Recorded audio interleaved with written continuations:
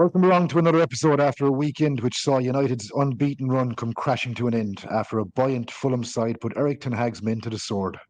The upbeat morale since the turn of the year has taken a drastic hit amongst Reds. Ten Hag has returned to the in-out, shake-it-all-about managerial merry-go-round once more, and question marks are being raised around many of the first-team squad and if they are to be kept at the club past the summer transfer window. A defeat at the weekend saw our top four chase come to a dramatic halt, or has it? And the never-ending injury list at United continues to do damage. We'll be discussing this and much more on episode 190 of the Strettycast.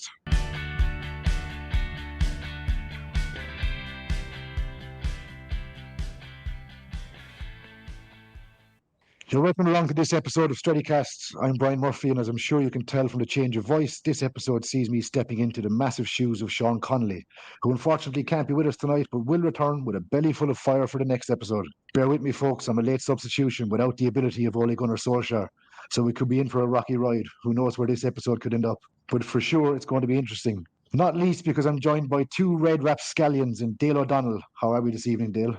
I'm all right. It's a bit depleted after the weekend, but as you'll remember when we spoke ahead of the game, I was predicting a pretty bad performance, and that's what we got. Lovely. We'll get into that in a minute.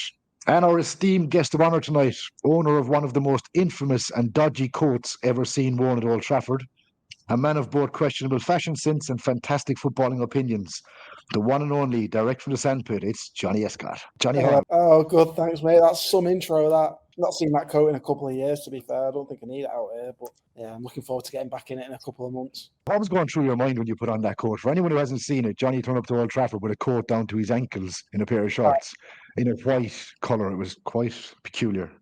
God's honest truth, and this is the God's honest truth. Literally, I'd parked at the Bishop's Blaze, just outside the Bishop's Blaze. I think it was the first Glazer out protest, and I swear to God there was a thunderstorm. So I got out of my car, went back, right, it's thunder. Put my coat on. Literally, by the time I got to the mega store, it was sunny. And then Bashy Mac, the man himself, yeah, and the rest is Twitter. That was your Rio Ferdinand moment, was it, with the white suit? Yes. The white suit, yeah. I'll tell you what, though, that coat is brilliant. Like, I was tempted to bring it to Dubai, and I thought, got a 30 kilo luggage allowance. I think it's about 50 kilos just itself. Good old Bashy nailed you. I'll never forgive him, but look, it's all shits and giggles, isn't it, at the end of the day? That's it. Right, lads, we may as well dive straight into the weekend's debacle we saw on the pitch in Old Trafford. Dale, break it down for me. Not only where did it go wrong, how did it go so badly wrong? What really annoyed me at the weekend is how slow we started, and then when we conceded a goal, all of a sudden we wanted to go a bit more gung-ho. Why does it take that? You know, we're a team that went into the game on a win and run. Every reason to be optimistic at home to a team that's been struggling away from home. And it's just you're kind of questioning how much some of these players want it. How rarely some of the key ones are showing up this season when they do play. Name out a few names. Bruno Fernandes has been dire for a while. Marcus Rashford not standing up this season. And what we're relying on, which is quite ridiculous, and it's a testament to the players I'm about to mention, but Cobby, Garnacho, Highland, the oldest one of them is 21 years young and new into the first team. That's what we're relying on. And I just think it's a sorry state of affairs, but managers had one hand behind his back all season, lots of injuries. So we find ourselves in a shit situation again. Ronnie, I'm assuming you got to watch it over there. Did you catch the highlights? What time's that game on over in Dubai for you? It wasn't too bad. It was 7 o'clock because we're 4 hours ahead at the moment. So the 3 o'clock kickoffs, the 3 o'clock kickoffs are all right. The 5 o'clock kickoffs are nice. It's just, I mean, now we're out of Europe. It's my sleeping pattern's improved. Put it that way. They used to 100%. They're literally midnight jobs. But yeah, it wasn't too bad. Tell me, what did you see the weekend? What did you make of the performance or lack of performance? I just saw a team that had momentum, and with two players which we relied on for that momentum in Shaw and Hoyland, we just looked at a completely different team. We looked depleted. We looked lost of ideas. Rashford, look, I think most United fans will agree, he's better on the left. I mean, he's not been great this season, but Rashford up top on his own is just non-existent. Like, there's no point.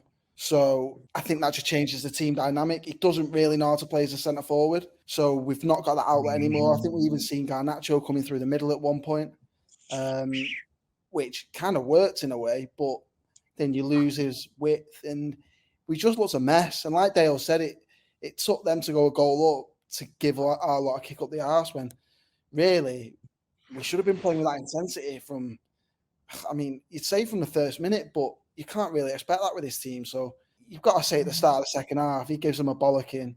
They come out, they go and win that game. But I think Casemiro going off, that had a big change. And then obviously he had to bring Eriksen on. I think he pushed Kobe up a bit higher and dropped Eriksen back a bit. And obviously McTominay pushed on a bit higher and it just didn't work. But look, we're going to have performances like that. End of the day, we've had, I think, were we 8 unbeaten? 7 or 8 unbeaten? And don't get me wrong, we didn't play amazing every game, but we looked, there was a lot more positives than negatives. So hopefully it's just a flash in the pan, but we'll see. It feels like the most common theme of the season, but the weekend really highlighted the injury issues we face when, as you mentioned, a few key personnel are missing. Luke Shaw now being ruled out potentially for the rest of the season, Lissandro Martinez out, and our sole striker, which is a bit ridiculous to consider Manchester United having one striker who's a kid, considering Martial is a sick note. He's missing for 2 or 3 weeks, probably including the derby, which is a big one.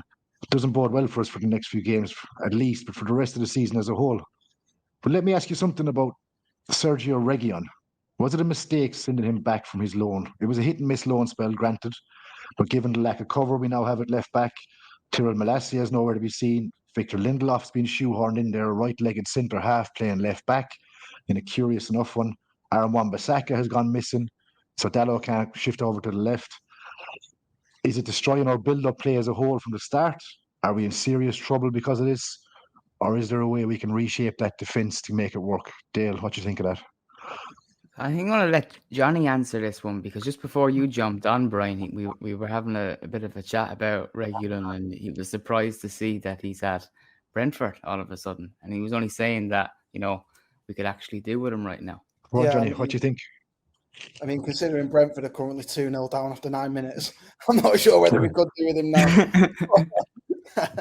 But no, look, I mean, give me Reguilon at left back over a right-footed centre half in Victor Lindelof. And like I said before, it's affected the team dynamic massively. But there must be something going on there with Malacia. Like, don't get me wrong, I think he's all right. I think he's put in half-decent performances. He's a good second-choice left back. But Shaw is becoming the Anthony Marshall of left back, where he's just literally, every time he walks on the pitch, he's just counting down the minutes until he goes off again. So what's gone on there, I don't know. There must have been, whether it's that Wan-Bissaka was due back and he's had to, his injuries got worse or whatever. And I just fail to believe that Ten Hag has looked at Shaw and gone, right, you're going to be my left back for the rest of the season. And I'm going to risk having no cover for that. It's a big problem. It's a really big problem. We're Shaw out for the rest of the season. It doesn't bode well at all, I don't think. The biggest problem here, and people are kind of focusing a bit on with injuries on Ten Hag and it may be blaming him because a lot of them are muscular injuries. But if you look at teams up and down the Premier League, they're all getting injuries. They're all getting these types of injuries. And what it comes from as well is if you look at last season and the amount of fixture congestion there was in minutes and then a World Cup in the winter. And I think Bruno Fernandes, he clocked up more minutes than any other player in Europe last season, in that past year. And all this takes a toll on players. Sorry, say again, Johnny? Bruno's shattered. You can tell. Mm-hmm. Yeah, absolutely. But at his age, does that then raise a question? I know we're going to have a bit of a tangent. Do you think then that raises a question about his future at the club? Because if he's going to be burnt out and he's not performing, and he's someone that wants to play the whole time, I don't really think he can take Bruno out. But he's not playing well. Is that something to look at as well? If you take Bruno out, I know we got the 0-0 at Liverpool and he wasn't playing. But look how dumb we look going forward without Bruno. Yeah. Like, yeah, he gives the ball away, but he's the only one that's got the bollocks to try passes that the others don't have the bollocks to. So you take Bruno out of that team, especially with no centre forward now, you've got no attack. So the only possible way that can work to take Bruno out briefly is if Mason Mount is fit, but obviously Mason Mount hasn't been seen since he signed, so If Mason Mount's an option, yeah, you can give Bruno a rest against Newport County, against Forest in the Cup. You can give him a couple of rests here and there. As much as he wants to play every single game, he's got to understand your body can't do that. You can't keep your levels at the top of your game if you're playing every single week, twice a week, 3 times a week, whatever way it's working out. I think if you could drop out Bruno, pop a Mason Mount in there for a game here and there, you definitely see a far better Bruno Fernandes. But he's definitely not performing. Even since the turn of the year, he's not performed very well. His levels have dropped down. His petulance rises when this happens. You saw a clip from him the weekend where he was dropping like a sack of shit and complaining, and he was up 2 seconds later. He was perfectly fine. So there's definitely question marks over what way Bruno's going to fit in this team at the moment. But Brian, something you touched on, like with this topic on injuries, you mentioned Mason Mount there. Another one that we can't go to because of an injury. So many holes in that team, and that's why I think in the summer it's crucial that there is a bit of a squad overhaul, because it seems that in each key department we're lacking players that we really need. Are we happy with our defense? Is the manager happy with his defense? No, you couldn't say so. Defensive midfielder right now, Casemiro, who was brilliant last season, looks like he's miles past it. It looks like his legs are gone. And this is something that Liverpool had seen last season with Fabinho. When that key ingredient is lacking, you're going to leak goals. You're going to leak goals. So up front, we've one centre forward. He's 21. We're far too over-reliant on him. We're arguing that we need a new right winger. There's a lot of work to be done. I think there's a lot of players that need shifting. I think it highlights the drop-off in quality from our strongest starting 11 to those that come in to replace them when they're missing. The drop-off is massive. I mean, you're losing Highland. You're all of a sudden shoehorning Rashford, who doesn't, and has openly admitted, saying he doesn't like playing up front.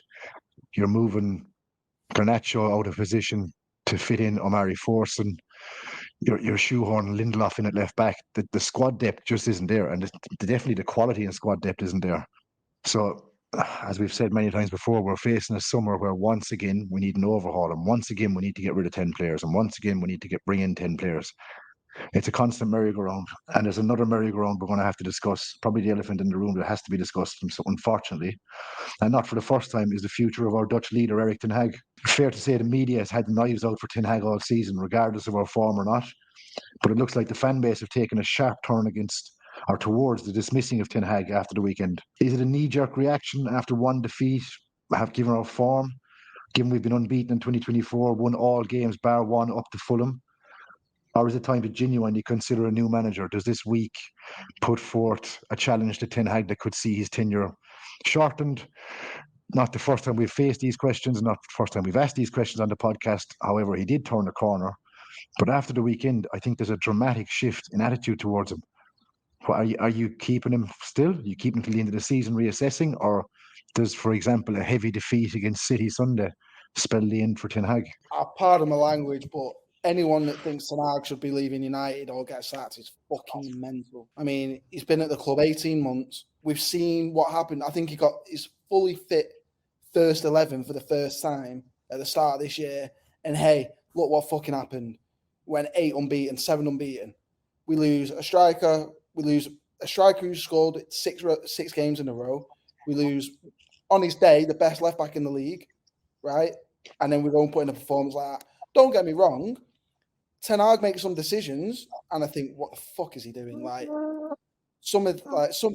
what he said after the game the other day when he said there's positives to take out. I don't know what he's on about, because there was no positives from that. The only positive from that game was Onana played well, but you can't. I mean, you lost the game. You can't go, oh, well, the keeper played well, because that just shows that you got absolutely battered if he's only conceding 2 and you're saying the keeper's man of the match. So some of his comments are just like, mate, just stop talking. But my other point with that is as well, so you go and sack Ten Hag, who are you getting? Who's out there? There's no one out there. There's no one out there that you can look at and go, right, I'm 78% confident that he's going to come in and do a better job than Ten Hag. There is literally no one. The only one you could make an argument for is probably Xabi Alonso, but he's had one good season. Don't get me wrong, he's smashing it. There's more chance of my fucking grandma getting the job at United, and she's been dead 5 years. So, do you know what I mean? Like, it's just crazy, and it is a knee-jerk reaction. We play badly, we lose a game, and everyone's, oh, Ten Hag this, Ten Hag that. And the media do it because they know that's what's going to get the clicks. And I get it. Like, they've got fucking livelihoods, whatever they need to get the clicks. But it's just fucking mental. Rant over, sorry. It's a strange one because the last time we discussed this, my opinion was I could give you 100 reasons why he should go, and I can give you 100 reasons why he should stay. But I think the core reason for him to stay is, as we've all said for so long now, this merry-go-round of 18 months, manager gone, does no good for anyone. Jim Ratcliffe knows this. He's highlighted it himself. He knows this. It's a silly thing to do, constantly changing the manager. You've got to give a fella time, and you've got to give him time to work in the squad and shape it to what he wants. Last season, great season. This season, he's literally been hamstrung at every fucking corner he's gone around. Now, I'm not making excuses for the fella. I thought he got it drastically wrong the weekend. I think he's done it more times through the season where he's got decisions, really strange decisions. His in-game management can be questionable at times. Some of his substitutions are a bit baffling. But again, he's dealing with a squad that he's losing key players constantly. It can't be easy as a manager, especially under the scrutiny he's under, to be dealing with that every week. Sorry, Brian, just to butt in. I seen a tweet the other day and it's hit the nail on the head. And it's some geezer on Twitter. I don't know who he is. But there's just some facts about Ten Hag and the team. It's the 34th different starting lineup of the season. It's the 23rd different back four combination. It's the 13th different forward combination. The first time the back four have started together, and same for the front three. And the record with the midfield is 3 wins, three wins from 5 or whatever. Ten Hag's not just changing his team because he thinks, oh, you know what, can't be arsed with him today, or can't be arsed with that. He's changed it because he's got no choice. So how the fuck can you sack a manager when he's not he's not got the resources there? Well, as we've seen last season, and people kind of joked about it sarcastically, even when we played smaller opposition in cup competitions, he would name pretty much the same 11 if he could. If it was winning, he wouldn't change it. So if he had that chance, definitely don't think he would see as many times we've changed the team. You know, if he didn't have players out injured the whole time. And I really think that there's not really anyone else out there I'd rather have as United manager. There's no one jumping out to me. I think we've got a really, really good manager, a good coach who can develop players. But I also think, and I know Sean is not here, but he always bangs on about being a systematic manager. You have to have players then to fit your system. And I look at that team and I don't think it's fully there yet. Now, people can say it's a second season. It is a second season, but in the summer, it was also a crazy period for the club. The club was in transition with people bidding for it. We didn't know what the future held for the ownership. And it's only really this summer that we're going to get to see the club operate in the way it should. There's going to be changes. And I want him there in the summer being part of that and going into next season as his chance to turn things around. I don't think we should be pulling the trigger this summer because what's the alternative? If it's Graham Potter, well, fuck me. But that's not exciting. I think if Ten Hag was to lose his job between now and the summer or in the summer, before, as you say, Ineos and Sir Jim come in and start shaking things up, I think he'll always, for the rest of his career, have a little bit of a what if. What if I had been allowed to keep my job? And what if I'd have been allowed to operate under a proper footballing structure? What if I wasn't stuck under Glazer ownership solely, hamstrung by injuries? I think it'll always be a what if. And I think, to be honest with you, a lot of us will think the same thing. I agree with you there. I don't think getting rid of him is the right move. I think we're making such changes in the background, they can only benefit him. I've got questions over his signings for sure, 100%. I don't agree with some of his signings. Some of them have just flopped completely, utterly. I'll personally piggyback Anthony anywhere in the globe he wants to go play football. But again, I just feel, and I've had this feeling from the start with him, that he is the right man. That we finally hit the fella that's the right guy for the job, who has a bit of bollocks about him.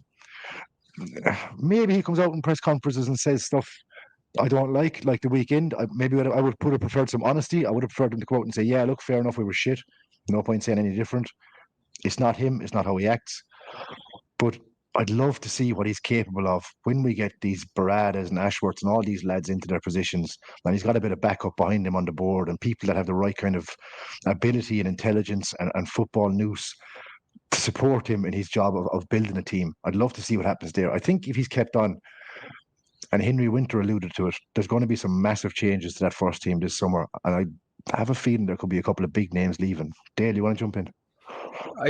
One thing I think that'll be a bit of an issue for him is right now we don't have a football or sporting director. Ashworth hasn't arrived yet. Until he comes in, I don't think we really know what way they're heading with the managerial situation. It obviously might depend on whether he gets top 4. But I think the lack of clarity will be an issue. And when you mentioned there at the weekend, you didn't get honesty in his post-match press conference. I think it's very hard for him right now to go out and bash any of these players publicly until he knows 100% that he's going to be in that dressing room in the summer. I think the manager, Man City in the past few years, Guardiola manager, Liverpool in the past few years, Klopp, they've always known that they're the most important figure at those clubs. Ten Hag right now doesn't know that, and that's a worry I have. And it's one of the reasons why I think he's walking a tightrope. I've already said I want him to stay. We've all given our reasons why, but it's very hard for him to operate and maybe give that honesty and that tone to his players when he doesn't fully know if he's going to outlive them. Very fair point. He's probably shooting a bit blind there, that he doesn't have the confidence or the conviction of cracking the whip, just in case those behind him don't support him cracking that whip, and there's a bit of revolt. So it's a good viewpoint to take in that one. Again, will we get clarity on that in the summer? Will Sir Jim and Ineos clarify straight out, yeah, he's the man we're going to back, he's staying with us, and that's the end of it? That will put a lot of it to bed. There is a lot of cloud around everything at the moment. People are kind of speculating. Sir Jim wants this, Sir Jim wants that. Julian Nagelsmann has been approached. He's been at the house, and all this other rubbish that we read from the usual sources of bullshit. Again, narratives that are being pushed for whatever reasons.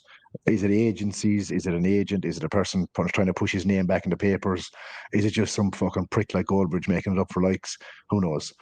But them stories are always going to circle around Manchester United because of the stature of the club and the gravity of the situation around it. We're always going to have to deal with those.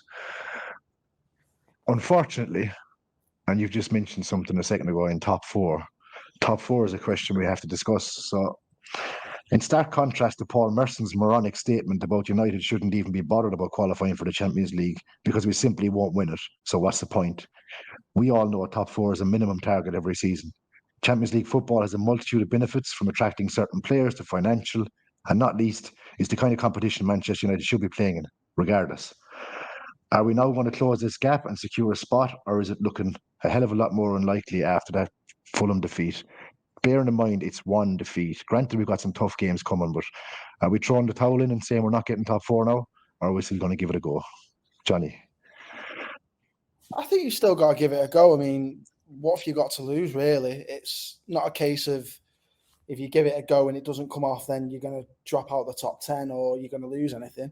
So I think we've got to go for it. And I think the City game is going to be big because we had momentum.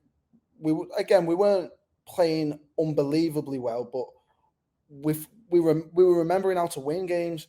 And even like last week at Luton, I thought they were unlucky not to get a point, but those are the games, those are the wins that we pride ourselves on in a way, where you do look at the other team and go, they probably should have got some out of that, but we gritted it out. We dug in, we defended well, we dug in, and we got the 3 points.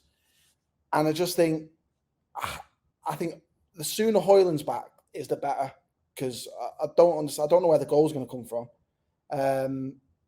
But if we somehow manage to fluke a win or a draw against City, or even just play well, even just make it look like that Fulham game was just a flash in the pan again.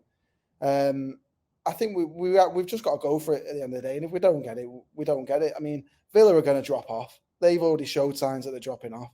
Spurs, like us, they've got no depth. So if they get a couple of injuries between now and the end of the season, you think they're going to drop off. There's not many more areas that it could go wrong for us. So I feel like at the moment with Shaw and Højlund out, that's as bad as it's potentially going to get. And obviously Martinez. I keep forgetting to mention Martinez. With them 3 out, I feel like this is as bad as it's going to get. So it can kind of only get better for us, touch wood. But if we string a run of games together, I mean, look what we did with that unbeaten run before last week. I mean, we were banging the mix on Friday, on Saturday morning. So why can't we do that again once Hoyland's back? But yeah, we've got to have a go at it. Is it now down to an FA Cup run for the rest of our season, or can we turn it all back around again? Is it a case of, I suppose it's funny in football, it's one defeat. We've gone from being, as Johnny says, right in the mix up to kick-off against Fulham, back in the chase, back in the hunt. We're only X amount of points behind. One defeat later, the fickleness of fan base in football rears its head again and goes, the whole season's over, we're fucked, everything's gone wrong. Go out and batter Forest during the week and get a result against City. Has everyone changed their opinion again and has it gone backwards, or is it too little too late? Do we need to be putting these bread and butter games away? Well, Ten Hag said a few weeks ago that every game was a cup final, and we just squandered one against Fulham. I think it's a stretch now, because is it Villa are 8 points ahead of us? And at the weekend, we're playing City, which I think going into that game for a few weeks, we've been kind of anticipating a defeat. It'd be great to get a point or to sneak a win, but I think more than likely City will be beating us. And then that week, that defeat last week to Fulham is even worse. You're talking 2 defeats in a row in the league.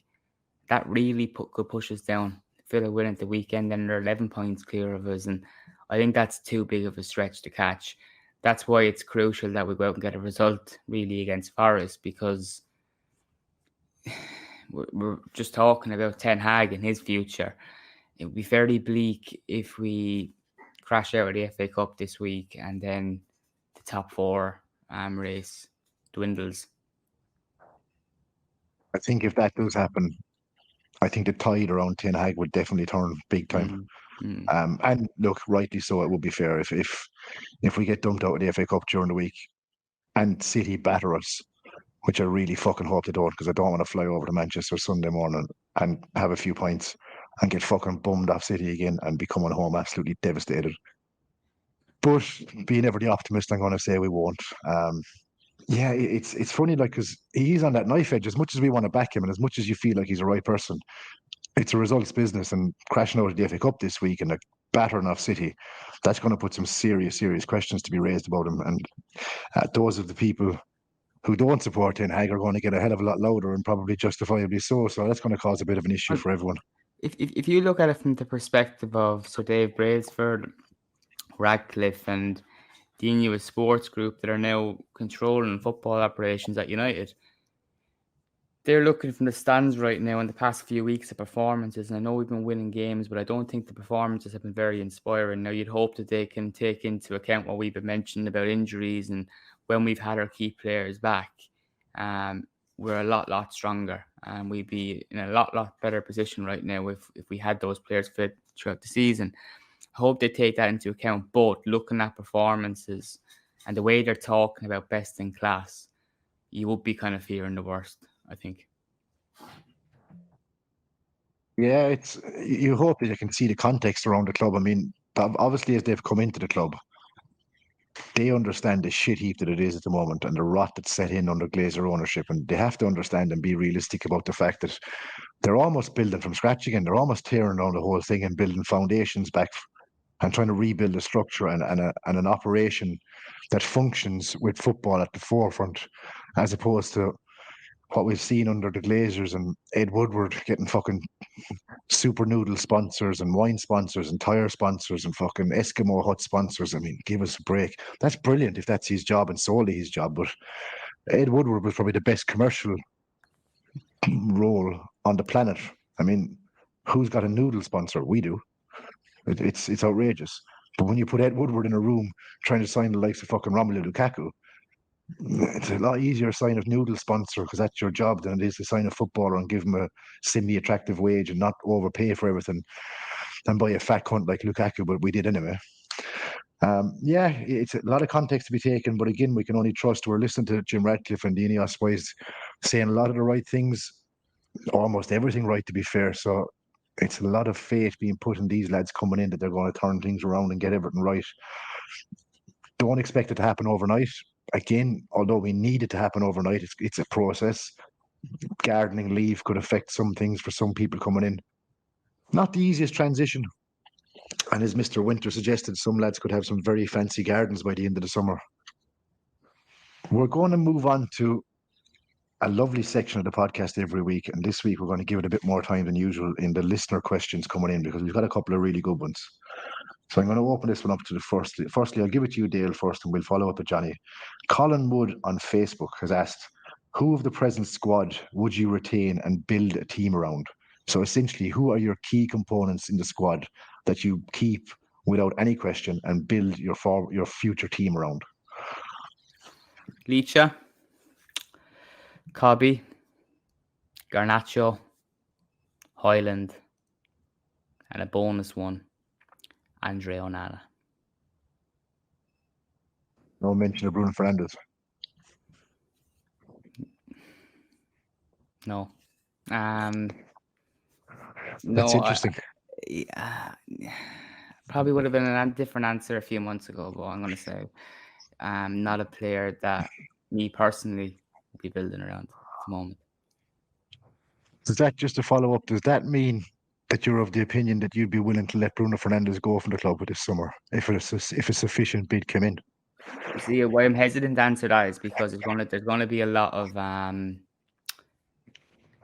change at the club, and like you ask anyone who should go, we can all rack off a big list, but you can't sell everyone, you know. So like getting rid of Bruno Fernandes, he's one of the leaders in the team, one of our best performers, or not this season, but one of our top players. There's no denying that. But it's a time for big decisions, and you're asking who I'd build a team around. No, I think I'd be jumping to like Cobby and Garnacho and something a bit more fresh. So we've stripped Harry Maguire of the captaincy. We've now given it to Bruno Fernandes. And Bruno Fernandes isn't going to be kept in the team to build it around it. Very, very, very interesting, Mr. O'Donnell. Mr. Escott, your thoughts on this one? I agree with Dale on everything apart from Bruno. I think, let's be honest, he's one of the only ones that looks like he's given a toss this season. And yeah, he's been nowhere near as good as what he has been in the past. But we know that quality's there. And we know that quality will come back. He just, like we mentioned before, he probably needs a rest. The geezer's probably absolutely fucking knackered. I think if he has, I don't know, I don't follow international football. It bores the shit out of me, to be honest with you. But I don't know what the crack is with this summer. But if he can get a rest, he can get a pat on the back from hopefully Ten Hag in the summer and say, look, you're my captain. You're going to lead this team next season. Just gets a bit of a confidence boost from that. Ratcliffe comes in and says, look, mate, I love you. Like, you run your bollocks off. Yeah, you fucking fall to the ground every time someone runs within 10 yards of you, which you need to cut out, which I think everyone agrees on because it's pathetic. But honestly, sometimes I watch us and I just think he's the only one that cares. So why on earth would we let him go? But I do think that spine of Onana, Martinez, Kobe, Bruno, Garnacho, and Hoyland, if you had a few players around them, I honestly think because we will eventually win the league again. How long that'll take, I don't know.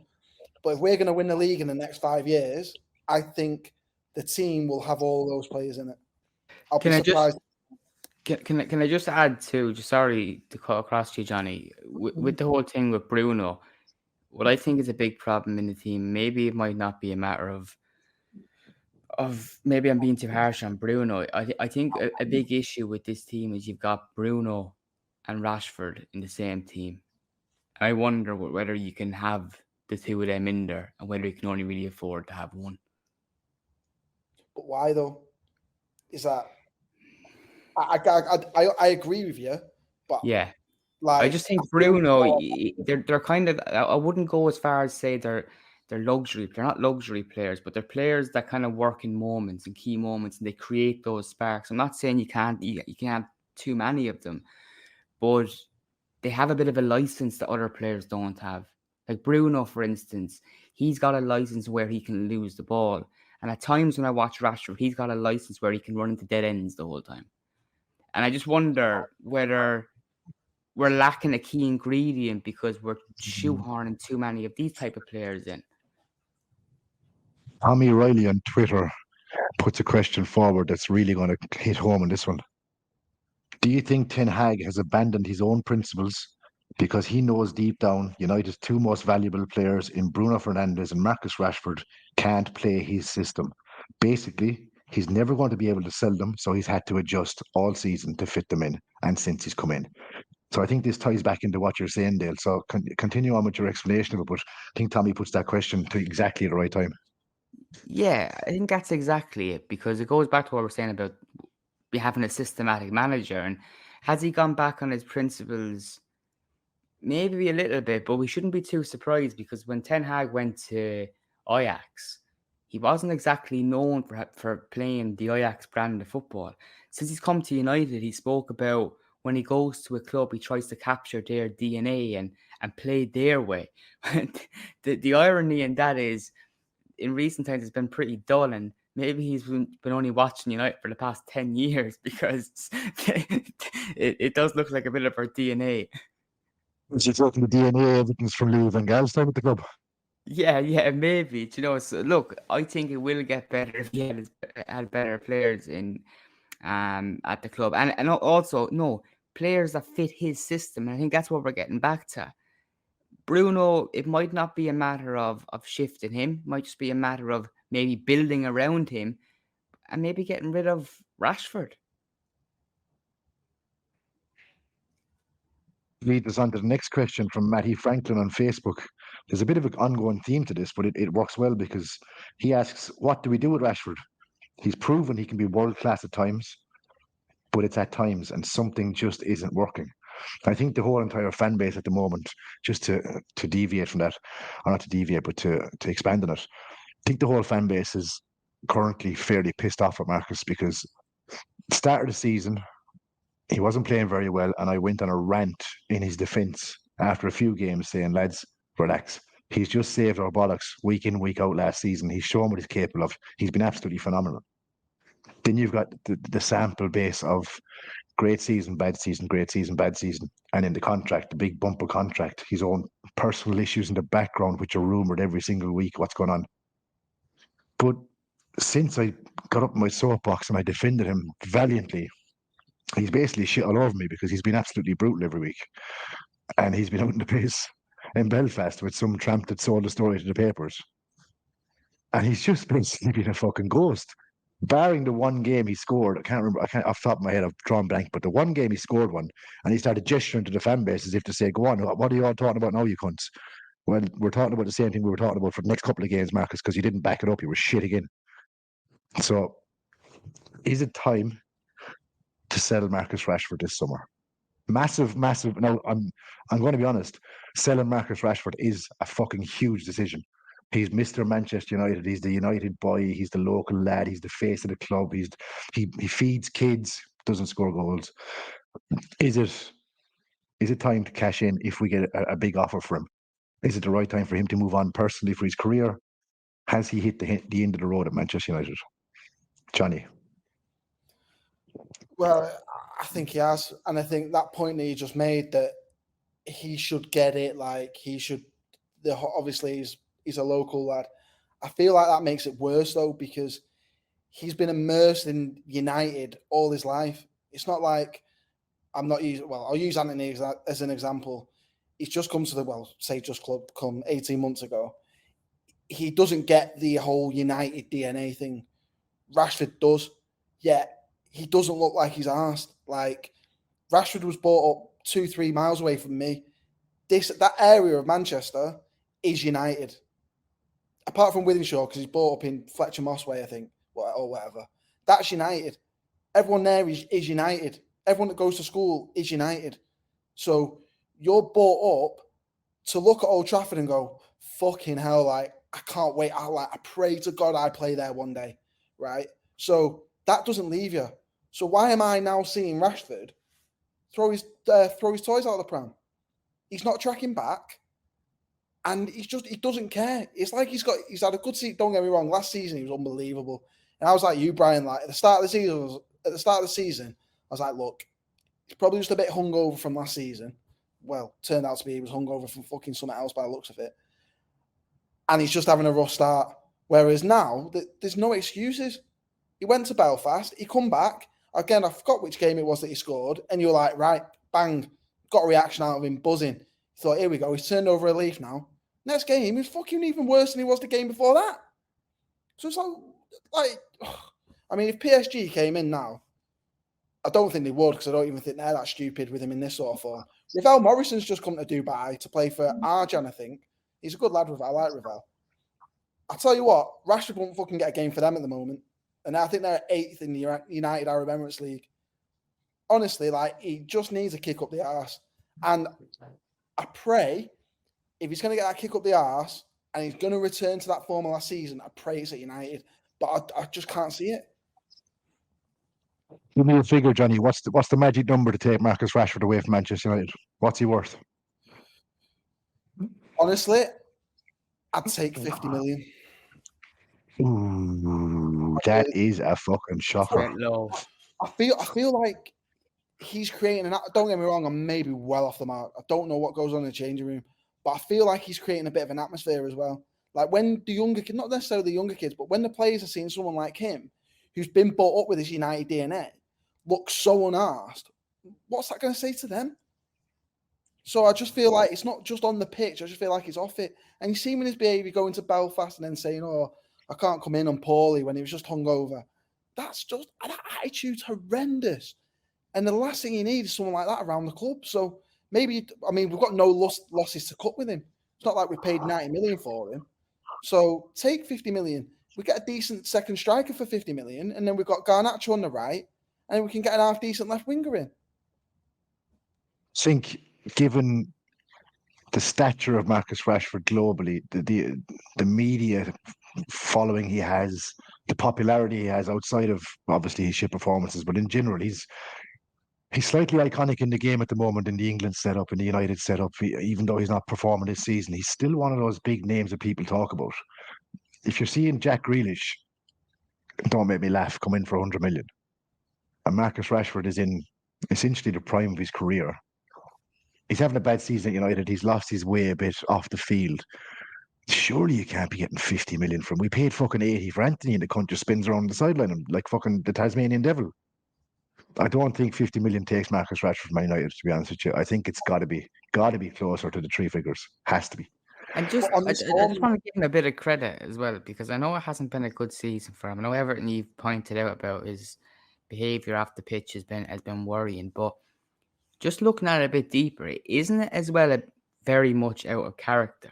Because I can't think of the top of my head what age he is right now, but I don't remember many cases since he's come through that he's caused many issues. Now, I know he's had problems before, which Ollie helped him out with and got him back scoring. But, you know, as a 26-year-old, he's in the first team a good few years. I wouldn't label him problematic. I just wonder what the problem is, how deep it is. And I think it's beyond the manager. I think there could be a bit of anger towards the club. I've heard a few things about Rashford not happy about where certain snippets of information have been leaked out to a certain fan channel, and that's upset him. So I think there's bigger issues to play, and it's not like making excuses for him. I'm not happy about what's happened. I'm not happy with his performances, but I just think as someone that's been in the first team, I don't think he's problematic.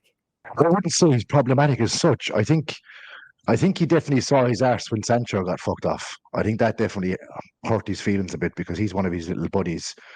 That's a red flag, by the way. That is a major red flag. Yeah, of course it is. You saw Jesse Lingard leave the club. Beans. That was another little Rashford incident. Worrying again that he's in that kind of circle. He was with the Pogbas, the Lingards, the Sanchos, these boys having all the laughs and the bants and all this crack. But that's all well and good if you're winning titles. I accepted David Beckham, who is my favourite Manchester United player of all time, wearing a sarong. I considered buying a sarong because we were winning the treble. We were winning titles. You can get away with that shit if you're doing that.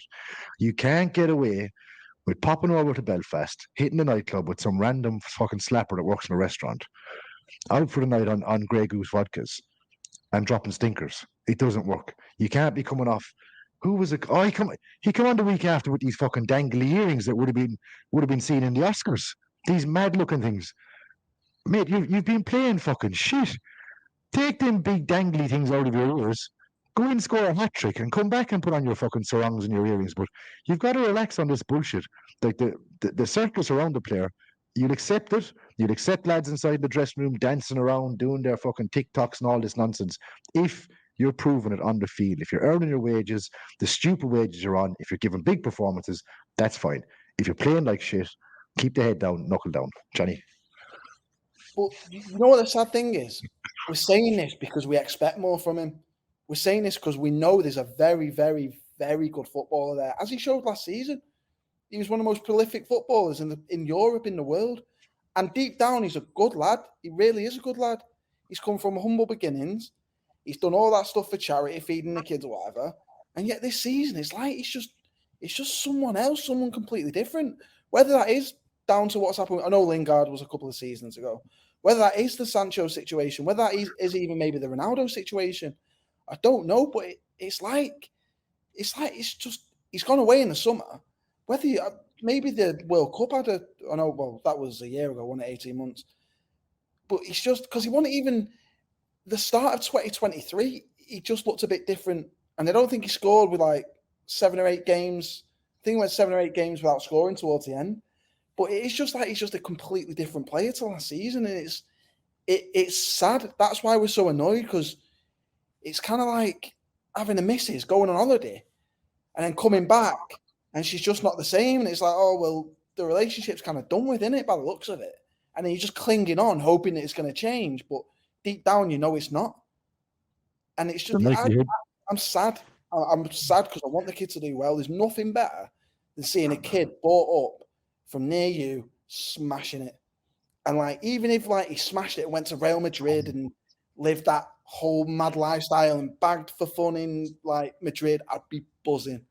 But I just don't know what's going on with him. And if it is deeper, I hope to God he gets all the help he can get, because if it is that deep, he needs that help. Maybe he needs 6-7 months out of the game. Maybe he needs to recharge, reset mentally and physically.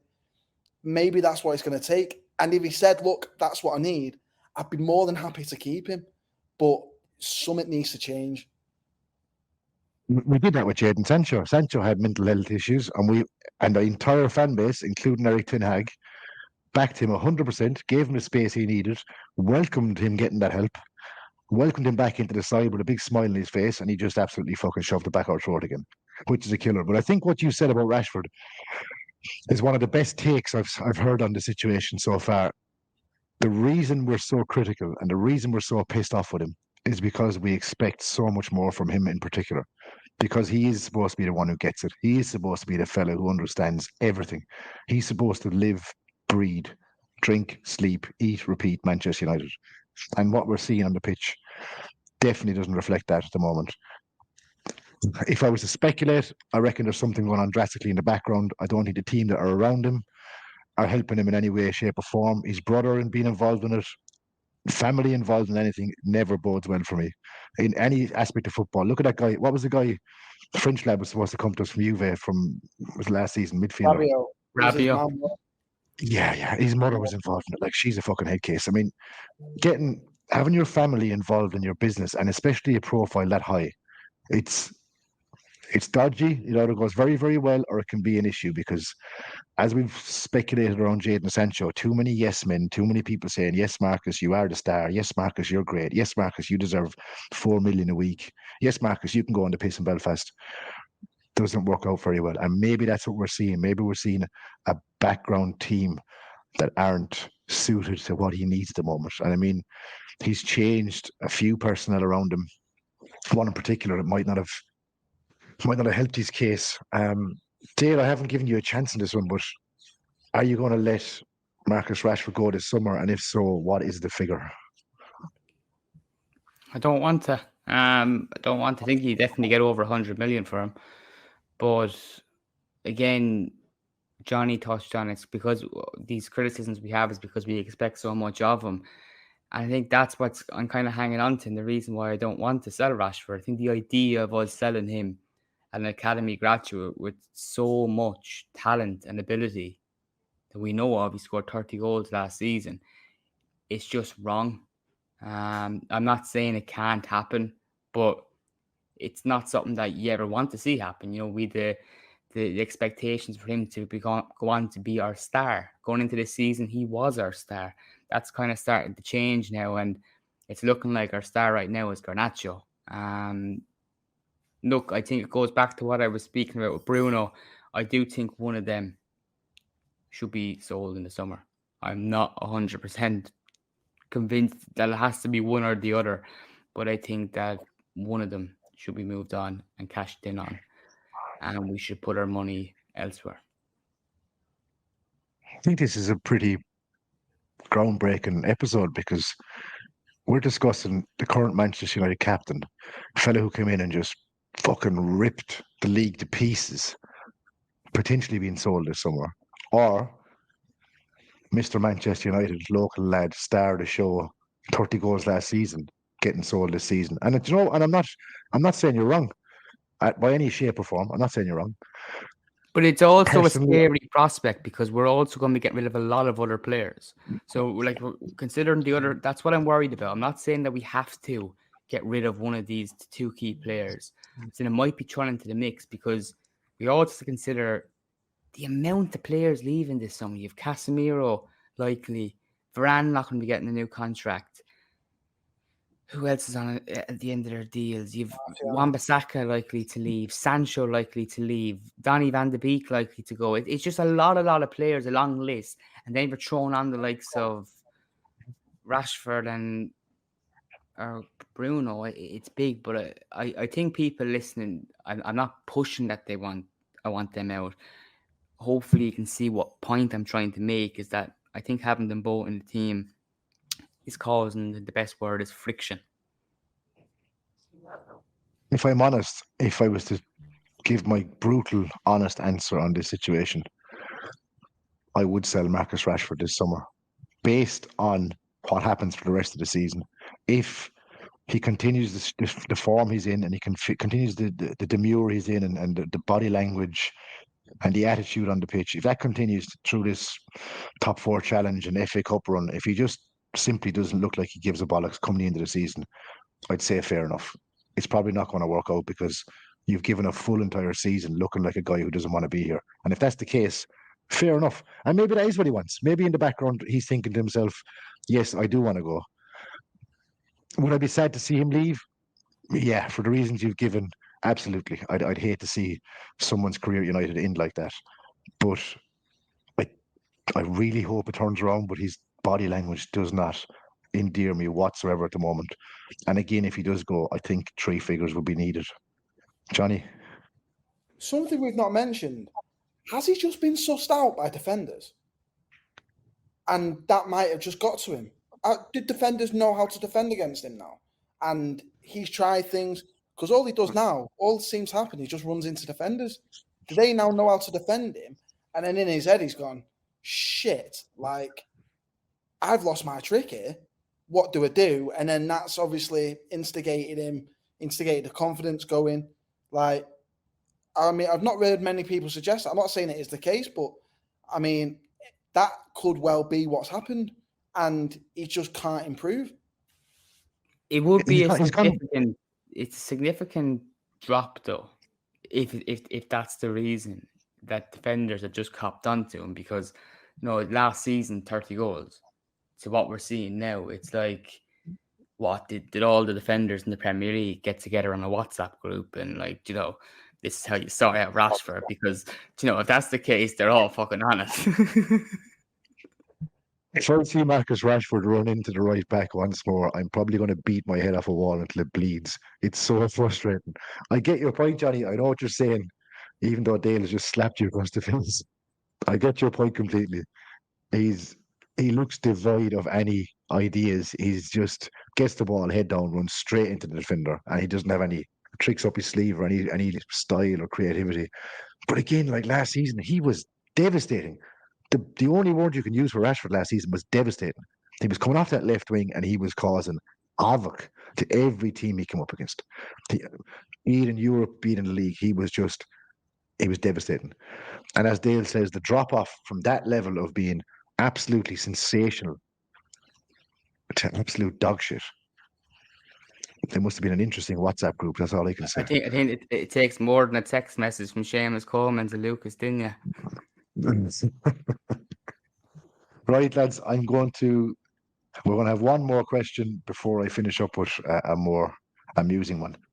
Eugene Regan on Twitter has put forth a question, and it's one that I've asked myself on this podcast earlier in the season, and it's one that I ask myself week in, week out.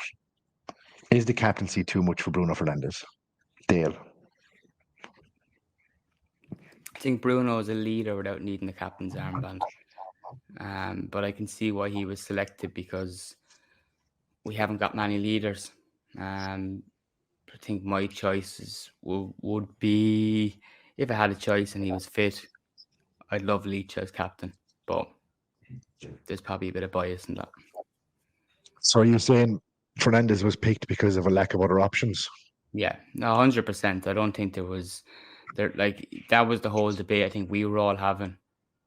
The options that were being put forward, a lot of us are more jumping to why they shouldn't be captain.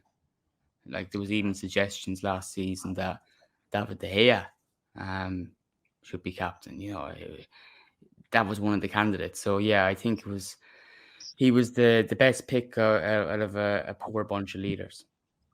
Like, I mean, he can still have his influence as a leader without being captain, I feel. Just on a quick tangent, and I'm not going to let Johnny reply to this because I know his feelings on Onana, but I miss David De Gea. I'm going to say it straight out. I miss him. And if I hear the words from a commentator, now Peter Drury would put it far more eloquently than I will. Andrew Onana was rooted to the spot. He sure was. He was fucking concreted to the spot. Didn't move a single muscle in his body as that fucker from Fulham passed the ball into the net.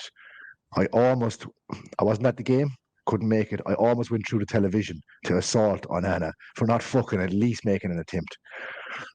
I miss David De Gea. I do. I saw a picture of him today on Twitter and I was like, do you know what? For all your faults, you fucking at least you could stop a shot. You were all right.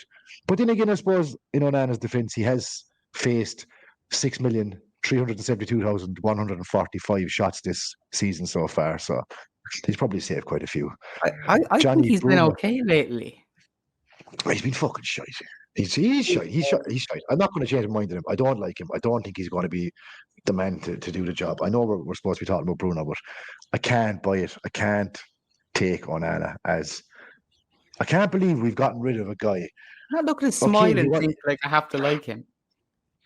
No, right? I can't believe we got rid of a guy. Okay, his feet were dodgy for passing, but he was fucking phenomenal as a shot stopper. He was simply phenomenal. But that ability started to go, though. He started to like let goals in, which a few years ago he did. But like we've moved from that type of keeper to a fellow who got sat in his arse and chipped from 6 yards out, fell over his own legs. He literally stood there, watched the ball go past him the weekend and was like, go on, fuck it, have a goal. You deserve it. Enjoy your moment. Have a big one. Go on to fuck.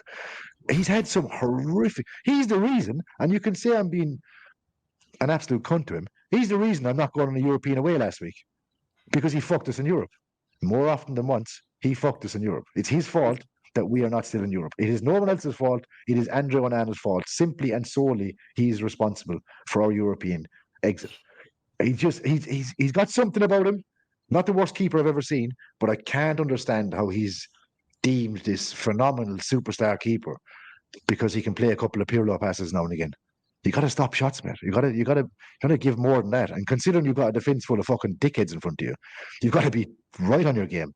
I just don't think he is. I can't see him being the man. Maybe I'm wrong. I'll hold my hands up and I'll gladly admit I'm wrong, but I don't see it. I know you're a fan, Johnny. Come on, give it to me. Both barrels. I just think, look, like, I think it's so hard for a keeper to come in and hit the ground running straight away. Like, yeah, don't get me wrong. There's been a lot of goals he's let in this season that he should have saved.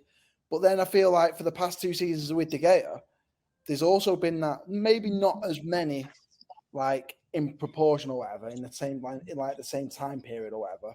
But I think people just forget how like scary De Gea was with his feet last season. Like every time he got the ball at his feet, you were thinking it's going to an opposition player within 10 yards. And I think you've seen recently, Onana is very much a confidence player. He cocked up a lot at the start of the season. And I think he admitted that in was it Sky Sports he did an interview with? He said, like, I got off to a rough start, really rough start. And look, he made a few good saves the other day. He made a few good saves the week before. I don't think it was Luton. I think it was the game before Luton. Like, don't get me wrong. They're not where you think, oh my God, how has he saved that? They're good saves. They're decent saves. So I just think with a bit more confidence, with a season under his belt, I think he'll be good for us next year. I really, really do. And I just think obviously you can't give him as much time as like a manager necessarily, but I think to fuck a keeper off after a season is harsh, really harsh. I think as well, what you didn't mention is you need to settle back four in front of him. Exactly. I think every goalkeeper, I think any of those positions in defence, goalkeeper, centre back, you're a centre back and the partner beside you is changing from one week to the other. That's not good. And the same thing if your fullbacks are changing, you have to have that settled. And I don't think you'd ever see a team win a Premier League title if they're chopping and changing their back four and goalkeeper throughout the season. If Sir Alex Ferguson can fuck Massimo Taibi off after about 20 minutes, I reckon he'd fuck Onana off after a week, and let's be honest about it. Times change, though. No, I know. Times change. Come on, we're talking about we're gone completely off tangent. Bruno's captaincy, Johnny, is it too much for him? I agree with Dale for once. I get what he's saying. I think he'd be good. He's a good vice captain. I mean, I don't mind him as captain because I love Bruno, and don't get me wrong. Like I said before, he pisses me off, but I think he's our best player. I still do. But this was why I was so big on getting someone like Declan Rice in the summer, and I know it probably wasn't doable. But if we get Declan Rice in, he's a sort of player you could have given the captaincy to straight away. And you know he's going to play. He's not injury prone. You know he's going to play 35 games a season for you. You've not got that worry, whereas I think Ten Hag probably did want to give it to Martinez, but he was looking at his injury at the end of last season thinking, how much are you going to play for me next season? And he's obviously giving it Bruno. He knows Bruno's going to play every game because that's all he's done. So he knows he's going to have that consistent captain, whereas who else do you give it to? Like, you can't give it Dallo. Like, don't get me wrong, I think he's done all right recently. You can't really give it Onana. You definitely can't give it Rashford. Look at the players who you know are going to be in that team every week. I mean, you could probably make a case for Højlund, but again, he's very young. So Casemiro, he's going to be gone this season. Mainu, we didn't know what the crap was with him at the start of the season. Who do you give the captaincy to? But this is why I think you need another leader in there. You need, obviously, I'm not saying we're going to get him now. There's absolutely no chance. But if you did get a Declan Rice in now and let Bruno have the captaincy for another year and let a player like a leader grow into that role and then give it him after next season, I think that would work. But I think for the time being, Bruno's the best captain we can have. I think it's a marriage of convenience, really. He was the only really suitable candidate. I know none of us really thought he was a prime example of a captain. He's a leader. I've always questioned the fact that when our back's against the wall, are you going to look at Bruno Fernandes as a player on the same team as him? And is he going to be doing the Roy Keane, grabbing you by the scruff of the neck saying, right, you've given me 100%, I need 105, we need to get out of this shit here. You got to give it to me. He's not that kind of fella. He's probably going to be rolling around the ground, bitching at the ref saying that should have been a free kick. You know, it's his style of leadership is, maybe he's very good in the dressing room. I don't know. He used to lead by example by his performances. His performances have dropped off. So I can see why people question his captaincy. But again, as you both rightly suggest, who do you give it to? Johnny, I'm going to finish up on this one. It will be unfair of me not to ask you this question before we leave. Colin Bradley has asked me on Twitter, ask Johnny how good his coach at Flixton Juniors was. So give us a bit of insight on that one. Yeah, that was it actually wasn't Colin, to be fair. Colin was like how would you call it? Self-appointed assistant. That might be good. But yeah, that Flixton Juniors team, we were all right, to be fair. I was a goalkeeper back then, but I remember pissing a few people off. I was a bit of a prick. Still am a bit of a prick, admittedly. But not much has changed. Yeah, exactly. I'd pat down you. But yeah, they were good. Cole's good. His son played Sam. I think he's working like aero engineering now, so aeroplane, something like that anyway. But I might message Sam asking, see if he can lend me a few quid if that's what he's doing. But yeah, Cole's a good bloke. He's a big United fan. Always, every time I go back now, I always seem to see him at games. There's no man living in the lights of Dubai that needs to loan a few quid off anybody else. Don't be having us on. You've not Johnny, seen how thank much my weekly food shop cost me. Fucking hell. Johnny, thank you so much for coming on the Strettycast. Just give us Yeah, a shout out. How can people follow you on social media if they want to catch up with you? Jonny Escott, JonnyEscott on Twitter. Don't try and follow me on Instagram. That's private. That's where all the naughty pictures go. Mr. Only fans. Only fans. Oh, how can people reach you on social media? You can get me at O'Donnell Dale on Twitter, and of course follow Stretty News, Strettycast, and subscribe on the podcast platforms. Also, please give a review on Spotify and Apple Podcasts. That really helps out. Ladies and gentlemen, I have been Brian Murphy, sitting into Sean Connolly's hot seat as host for tonight. I'm sure I'll take a few pelters for it, but hopefully I haven't bored you to death, and I've done a sufficient job of guiding us along with two rascals in red sitting beside me. If you want to follow me on Twitter, it's at DayTripInRed, which, as I've said before, I wouldn't advise you doing because I talk on a massive amount of bollocks.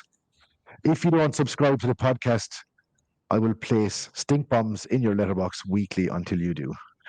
Thank you very much for listening. This has been episode 190 of the Strettycast. We'll see you next week. Up the Reds. You're like Gary Lineker, just less of a cock.